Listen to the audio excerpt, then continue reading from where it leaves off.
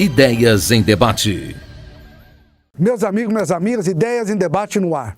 Hoje muito especial, na pandemia, hein? Estamos gravando e o nosso companheiro e amigo Davi Zaia, para nós sempre deputado estadual de qualidade, foi secretário da administração num governo Alckmin e foi também secretário do Trabalho. Presidente da Federação dos Bancários, agora ele fez uma mudança importante, não está mais na presidência e construiu um legado importante, ou na federação, ou nas atividades que participou, e é vice-presidente da UGT.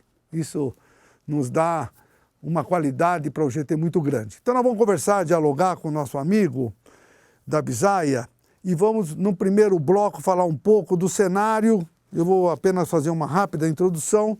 Eu acho que nós temos um tripé no cenário, a ausência de centralidade do governo federal no trato da pandemia. Mais de 410 mil pessoas, infelizmente, morreram. Para o governo são números, para nós são pessoas com rosto, família, colegas, amigos, não é? Milhões de contaminados e menos de 16% da população brasileira tomou a primeira dose. As duas doses está chegando aí na segunda dose nem 7%. O segundo cenário é a questão econômica, milhões de desempregados e não tem uma política industrial, a política do governo liberal eleito de forma democrática, mas só vê o mercado, não é? E em épocas e momentos outros, nós percebíamos governos como Franklin Roosevelt que se focou nas questões sociais, né, com muito recurso, e o Biden, da mesma forma, colocando $1,5 trilhão de dólares nas questões sociais. O terceiro cenário é a questão da democracia, né, que eu vejo muitas vezes risco das pessoas. No 1º de maio, no dia da nossa comemoração que fizemos virtual, foi lá um mundaréu de gente às ruas e fazendo apologia à ditadura. Então esse é o cenário. E junto com a 4ª Revolução Industrial, com mudanças importantes. Na economia, eu vejo que o Brasil só não está pior, porque as nossas commodities realmente cada vez é impressionante, tanto nas questões do minério quanto do agronegócio. Esse é o cenário. Eu queria que você, qual a sua visão, com a sua expertise e conhecimento, para nos brindar aqui de como você enxerga esse cenário que eu desenhei de um jeito, né? De repente você enxerga de outro, mas para os nossos companheiros que estão do outro lado da telinha ouvir Davi Zaia. As câmaras são suas. Obrigado, Patá. Sempre um prazer estar aqui, poder falar com você e falar com o pessoal que assiste, que acompanha seu programa aqui, né? Você descreveu o cenário de forma correta, né? O Brasil é um sistema federativo, né? Mas ele é bastante centralizado. Então isso é importante a gente registrar, né? Todas as ações e tal são encadeadas, né? E os estados e os municípios, embora tenham muitas responsabilidades sociais, muitas responsabilidades econômicas, né? A legislação é muito centralizada no governo federal. E principalmente quando se trata de ajudar o desenvolvimento, o crescimento e tal, né, o governo federal é o único que pode gastar mais do que arrecada, porque ele é o único que pode se endividar. Os estados e os municípios têm que gastar o que arrecada, ponto, acabou. Então essa é a primeira coisa. E isso, né, faz com que o governo federal ele tenha, naturalmente, que exercer a liderança e a coordenação de qualquer processo de enfrentamento de crise, que seja na economia, na saúde, né, uma crise social. A coordenação do governo federal ela é fundamental para isso. Então, na questão da pandemia, o governo federal acha que não ia ter pandemia, né? Então, se a gente puxar pela memória, nós vamos ver várias vezes que o presidente, no começo ele falou que era uma gripezinha, depois que era um resfriadinho. Depois, quando chegou no final do ano, acho que foi um dia que ele estava no Rio Grande do Sul, ele falou, já está acabando, já foi embora, né? E não admite e não muda. Ele morre 200 mil, 300 mil, 400 mil, e o discurso continua como se não tivesse acontecendo nada. Então, quer dizer, se você não reconhece o problema, né, você não enfrenta corretamente o problema. Então, nessa questão da pandemia, é isso. Né? E essa ausência de coordenação faz com que tudo fique mais difícil. Né? Porque qualquer ação que você vai ter, se tem uma coordenação, todo mundo entende que aquilo tem um rumo. Se não tem, qualquer ação que qualquer prefeito, qualquer governador tome, vira uma discussão, vira um debate, né? Como é natural. Né? A crise não atinge todo mundo igualmente, atinge as pessoas de forma diferente. Um perde emprego, outro não perde, um pode trabalhar em casa, outro não pode. Os comerciários, por exemplo, têm que estar lá, né? Respondendo, né? Tanto que o sindicato está correndo atrás aí agora com a ação para conseguir a vacina, né? Para os trabalhadores, porque o sindicato está preocupado, o pessoal está trabalhando, tem que pegar ônibus, metrô, né? Então, tudo isso faz com que as reações precisem para enfrentar bem isso, precisaria uma coordenação. Nós não temos. Na economia, a mesma coisa. Né? O Brasil precisa de uma reforma tributária, econômica. Isso vinha andando no Congresso, tinha uma comissão mista e tal. O governo até hoje não mandou uma proposta para lá. A proposta do Paulo Guedes era a CPMF, voltar à CPMF. Como não deu acordo sobre isso, ele não manda outra proposta, não tem uma alternativa. Nós sabemos, isso é histórico no Brasil. O Congresso, né, ele aprova as coisas? Aprova. Quando que ele aprova?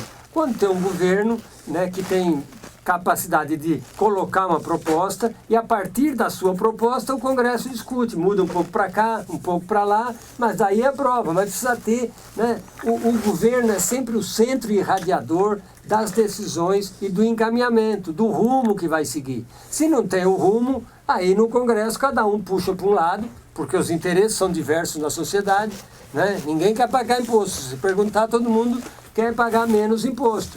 Só que do outro lado, né, todo mundo quer mais saúde, mais vacina, que exige recurso. Então, precisa coordenar isso, dizer qual é o rumo. Aí não tem rumo. Né? Aí, o enfrentamento das questões sociais. Né? A questão fundamental você citou bem, né? Nas várias crises que o mundo sempre viveu, o Estado tem um papel fundamental, que é colocar recurso para que a economia cresça e se desenvolva. Né? Então, o ano passado, por que não foi tão ruim? Porque, né, o governo mandou uma proposta de R$200, o Congresso aumentou para 600, então teve 600 durante 3 meses, né, ou 6 meses, né? Depois teve mais um pouco de 300, então durante praticamente o ano todo você teve uma ajuda para 50, 60 milhões de pessoas.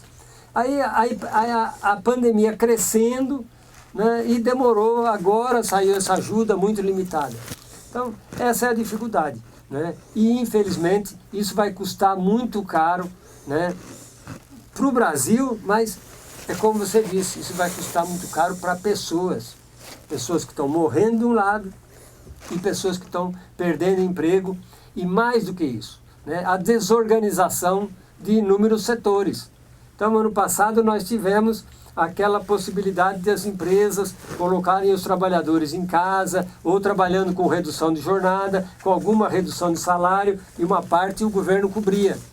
Né? O desenho estava feito, a pandemia continuou, vamos prorrogar isso, né? A lei está pronta, tal, manda lá, tenho certeza que o Congresso seria favorável. Claro, o Congresso pode querer prorrogar mais ou menos, mas você, né, mais demora para encaminhar, não encaminha, fica esperando. Por quê? Porque fica achando que, se não acredita que tem pandemia, vai acabar amanhã. Se vai acabar amanhã, né, aí vai resolver. Então, Patá, infelizmente, né, nós estamos numa situação muito difícil e a nossa expectativa é que, né, com toda essa luta dos sindicatos e tal, a gente possa fazer frente a isso e não deixar que a coisa fique tão pior.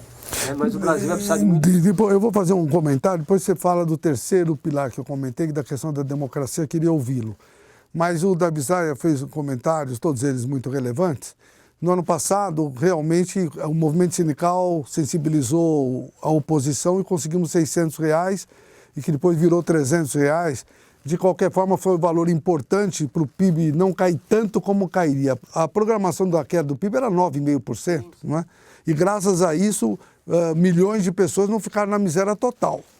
Demorou muito para resolver na segunda onda, demorou demais.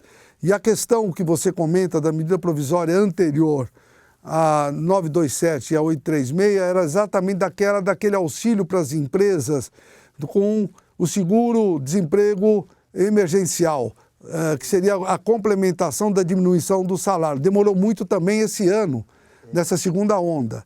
E eu queria saber se você acredita que nós poderemos ter a terceira onda que estão dizendo por aí. Patá, é muito difícil dizer isso. Essa pandemia, embora a gente já esteja com um ano, né, mais de um ano ela acontecendo, né, sempre tem a surpresa. Surgiu uma cepa nova, uma variante africana, uma variante do Amazonas, uma variante não sei da onde. Então, tudo isso é uma incógnita, né? O que pode acontecer ou não, né? A velocidade da vacina, né? Tudo isso vai impactar. Então, né, eu acho que a gente tem que, né, ainda bem que a gente tem tido pesquisas bastante aceleradas, né, que tem dado bastante resultado. E a outra questão que você tinha colocado, né, é a questão da democracia, né? O presidente continua flertando com isso, né? Ontem ele deu uma declaração, ontem ou esses dias, deu uma declaração de que ele vai editar um decreto, e esse decreto não pode ser contestado por ninguém, né? Nós estamos no império, né? A democracia, né? Existe a possibilidade do decreto. O decreto é para regular uma lei, né? Se for para extrapolar o que está na lei, não pode. Então, né, são questões desse tipo que, infelizmente, né, a gente não entende, né, onde quer chegar. Eu acho que não há clima para se... uma ruptura, né? Uma ruptura, tirar a democracia, né? Não tem clima internacional de apoio para isso. Aliás, o Brasil está cada vez mais isolado, né? Veja que o Senado aprovou uma lei para quebrar a patente das vacinas, para tornar mais fácil.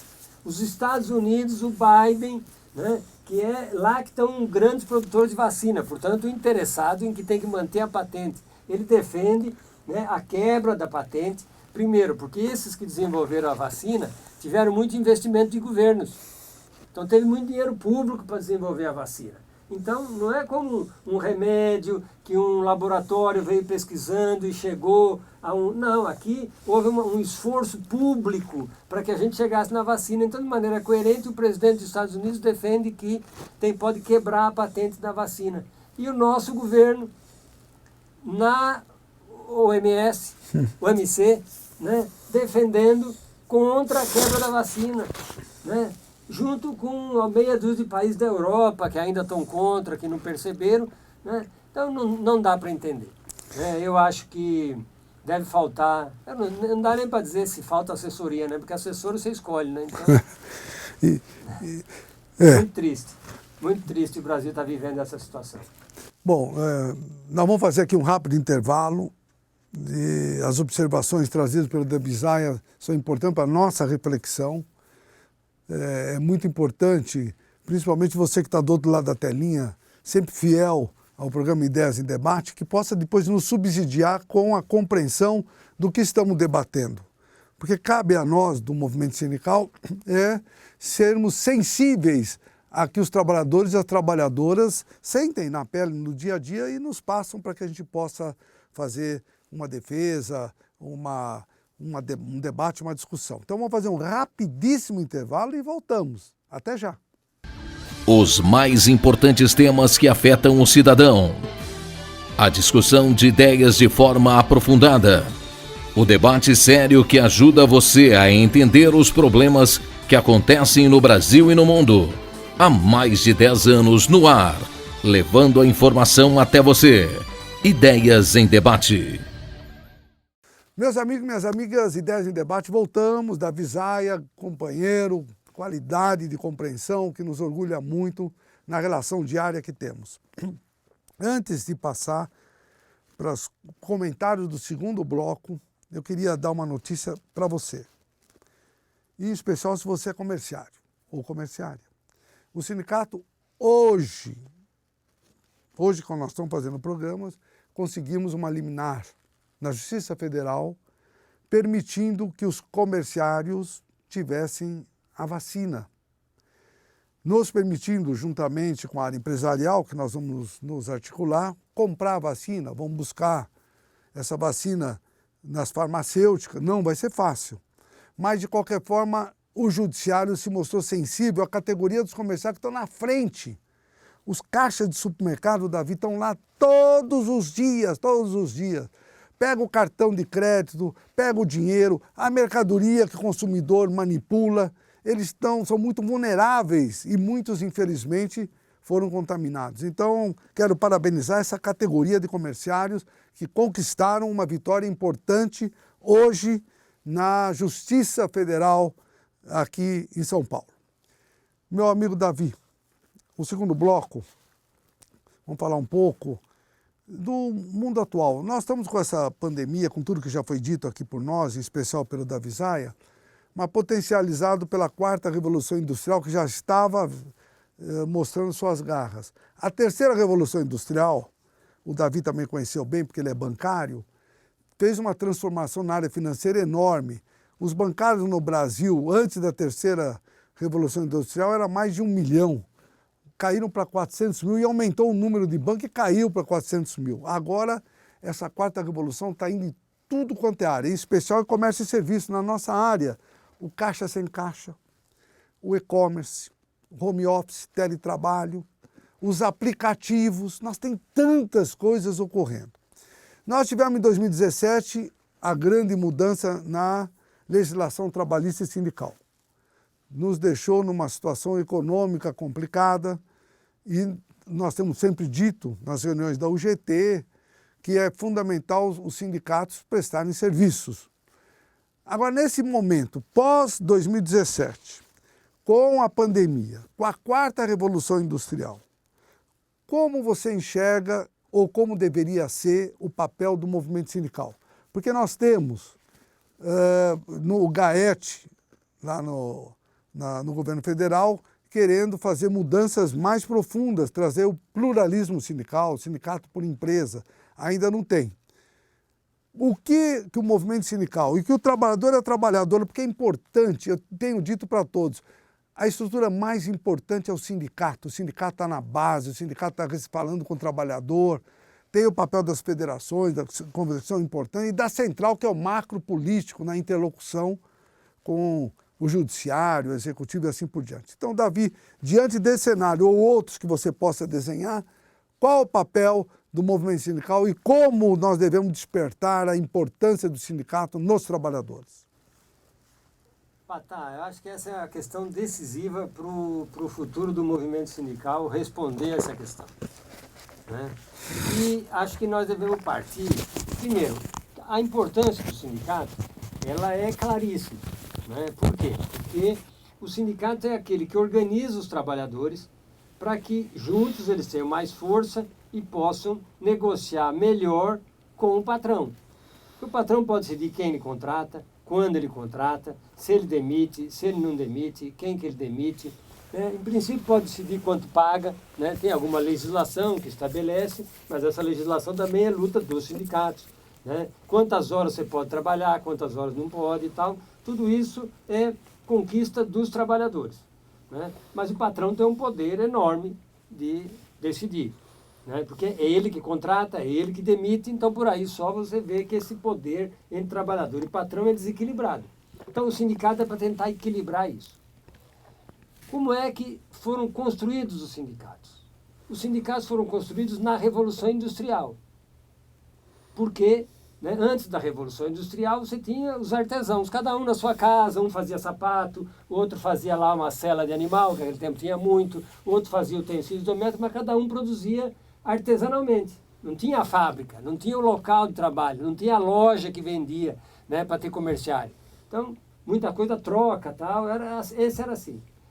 Com a Revolução Industrial, né, começou a se produzir em escala industrial. Então passou a ter o local de trabalho, passou a ter o patrão industrial, o empresário, que é dono das máquinas e tal, porque só é possível produzir com máquina, então o trabalhador não tem mais as máquinas dele, né, ou aquela máquina artesanal, não dá mais.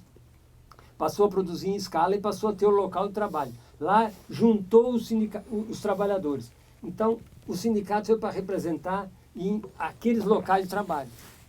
Os trabalhadores estão lá no mesmo local, milhares de trabalhadores, todos fazendo a mesma coisa, né? Todos entrando naquele horário, saindo naquele horário, né? Se um não faz bem, para a linha de produção, atrapalha, então precisava funcionar organizado, o sindicato veio para organizar isso. A Revolução Industrial, que você está citando, desorganizou isso. Não tem mais isso. Cada vez... Eu sou bancário. Quem que vai no banco hoje para fazer alguma coisa? Né? Você faz tudo de casa. Os próprios bancários estão resolvendo as coisas, né? Por celular, pelo aplicativo, você liga. Né? Eu sou bancário, eu já não sei nem onde é a minha agência. Né? Eu aposentei, eu não sei onde é a minha agência mais. Né? Eu tenho um número de telefone que eu ligo. Uma vez atende um gerente, depois passa 3 meses, atende a outro. Né? É o gerente da minha conta, mas eu nem sei quem é, nunca vi. Né? Então, mudou tudo isso, não tem mais essa. E o trabalho, a forma de trabalhar, o que a tecnologia permite é que o trabalho é mais flexível, a organização do trabalho é mais flexível. E os nossos sindicatos estão acostumados com aquele modelo de ir lá numa fábrica, tem lá milhares fazendo a mesma coisa. Então, nós temos que mudar isso. Nós temos que dar conta, porque os problemas continuam. Né? O entregador que está na rua, né, sendo chamado por um aplicativo para ir entregar uma pizza, né, na casa de alguém, ele tem o mesmo problema do outro, mas ele não encontra com o outro. Ele encontra no máximo com 3 ou 4 ali que atuam no mesmo setor, ou encontram na avenida, né, ou quando alguém sofre um acidente, que daí ele tem que parar lá para ajudar, porque tem a solidariedade. Não é isso? Mas não tem aquela convivência, não tem quem que é o patrão certo? Né? É o dono do restaurante que está dando a pizza para ele entregar, é o dono do aplicativo que usou para chamar, é o cliente que pediu. Quem que é o patrão nessa né? Tudo isso está muito disperso. E o nosso movimento sindical, então, tem que passar por uma reformulação. E acho que nós temos tido, esse é o desafio que a gente tem. Né? Nós temos, eu costumo dizer o seguinte, nós temos que pensar fora da caixinha. E a caixinha é um bom exemplo, porque nós somos assim, comerciário, quem que o sindicato dos comerciários representa? O trabalhador precisa estar empregado, com carteira assinada, numa empresa que é reconhecida dentro do cadastro, né, do Ministério como empresa do comércio. Né? E depois tem discussão, espera aí, mas o que é o comércio? Qual é o comércio? É o do supermercado? É o da casa de tintas? É o da borracharia? Então, né, tem toda essa discussão. Né? O bancário, quem que é o bancário? É o cara da cooperativa que faz crédito? É o cara que é do grande bancão? Ou é do banco digital? Hoje tem banco digital. A gente não sabe onde ele está, onde ele existe, mas ele tem gente, tem pessoas lá por trás de fazer aquilo funcionar. Onde estão essas pessoas? Ninguém sabe, pode estar em casa, pode estar em qualquer lugar. Então, nós temos que mudar isso e mudar a capacidade de organização. Né? Tem um companheiro nosso que eu gosto muito de ouvir ele também, da UGT, que é o alemão. Né? E esses dias, num debate, ele falou o seguinte, nós temos, o movimento sindical tem que começar a se preocupar com os excluídos, com aqueles que estão ficando fora do mercado de trabalho, com aqueles que estão tendo a remuneração pequena, com aqueles que têm baixos salários, e nós temos que lutar para que todos esses sejam incluídos. Então nós temos que ter pautas mais amplas, né? As centrais têm essa facilidade, têm feito isso, né? E nós temos que avançar para conseguir sindicalizar todas essas pessoas. Porque senão elas podem não perceber a importância do sindicato. Veja que isso já foi mais fácil. Né? Você ia numa fábrica, você convencia lá 2 ou 3 a sindicalizar, depois eles, com a liderança deles, sindicalizavam os outros. Agora nos Estados Unidos, porque nos Estados Unidos é diferente daqui. Lá, se o sindicato quer representar um local de trabalho, né, ele tem que primeiro propor isso, né, aí abre todo um debate e os trabalhadores votam. Quer o sindicato? Se a maioria decidir que quer, tem sindicato, para todo mundo aí. Se a maioria decidir que não quer, não tem sindicato. Então, a Amazon tem lá um grande... Né, e isso que foi o mais dramático, porque essa votação não foi daquele trabalhador da Amazon que está em casa, que está trabalhando remoto, é daquele que está lá num centro de distribuição. Portanto, é como se fosse ainda uma grande fábrica ou uma grande loja. Esses trabalhadores estão lá separando mercadoria para despachar. E os trabalhadores dos Estados Unidos votaram contra. E numa hora que o próprio presidente dos Estados Unidos deu declarações, gravou vídeos dizendo que o papel do sindicato era importante. Davi, eu queria até muito rapidamente, eu participei de eleições nos Estados Unidos, a convite lá da UAW, que representa os trabalhadores nas montadoras, que eles queriam colocar o sindicato na Nissan, da forma que o Davi está explicando, que é realmente muito diferente. Se votou, tem. Votou contra, não tem, como ocorreu com a Nissan e recentemente com a Amazon. Mas lá a área patronal, eles, na verdade, fazem uma campanha sindical muito grande. Lá na Nissan, eles deram para todos os gerentes um carro e deram uma série de benefícios que nunca davam anteriormente para que votasse contra a instalação do sindicato. Da Amazon também nós participamos, porque nós representamos a Amazon aqui no Brasil. E realmente foi isso que aconteceu, como acontece com o Walmart. E o Walmart é a maior empresa do mundo, não tem nenhum sócio lá nos Estados Unidos.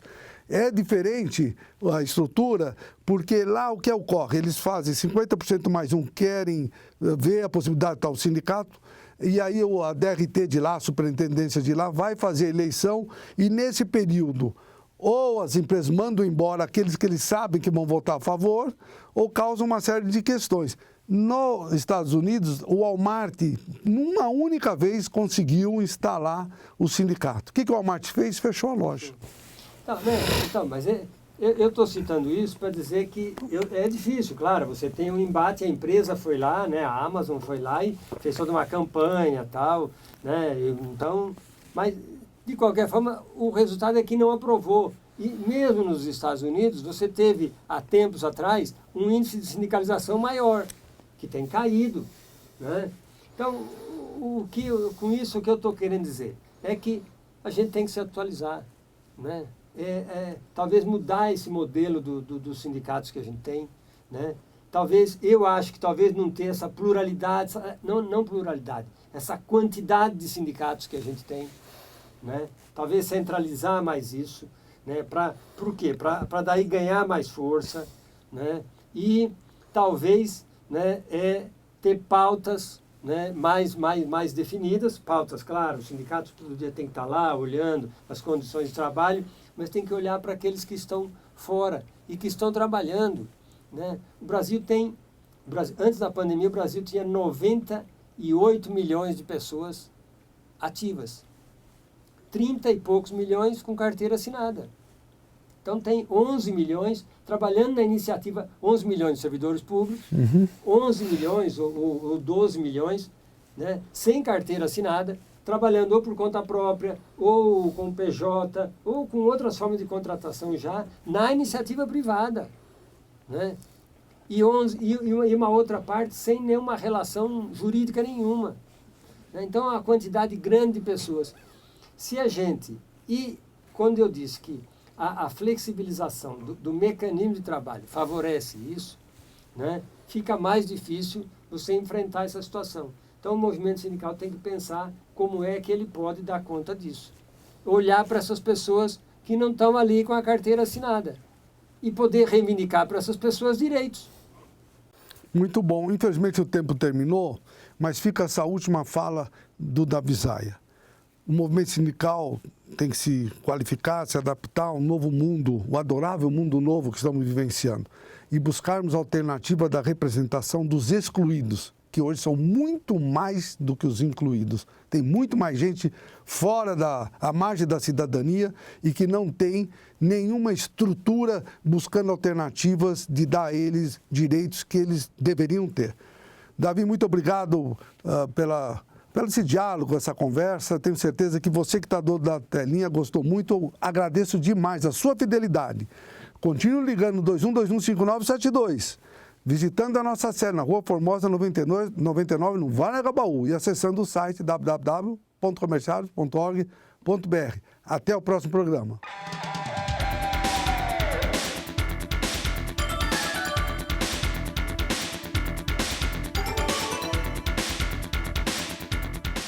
Ideias em Debate.